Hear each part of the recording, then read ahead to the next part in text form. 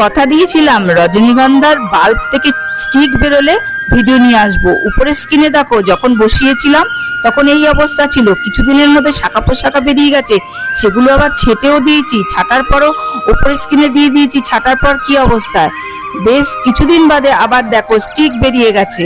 ছাটার পরে এই স্টিকটা বেরিয়ে গেছে, অনেকগুলো স্টিক বেরিয়েছে ছোট ছোট, তবে পুরোটা বেরোলে তখন আবার ভিডিও নিয়ে আসবো।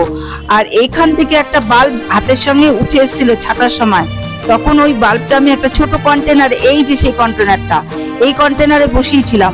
আর এই কন্টেনারে বসানোর পর দেখো এটাও ছড়িয়ে গেছে, এবার ওর আগাটাও আমি ছেটে দেবো, দিয়ে একটা বড় জায়গায় বসিয়ে দেবো। আর দেখো এর রুটটাও বেরিয়ে গেছে, এই দেখো। যাই হোক, ভিডিওটা এই পর্যন্তই, কথা দিয়েছিলাম কথা রেখেছি, তাহলে তোমরাও আমার সঙ্গে কথা রাখবে। যদি ভিডিওটা ভালো লাগে একটা সাবস্ক্রাইব করে আমার পাশে থেকো। আজকের মতন আসি, টাটা, ভালো থেকো।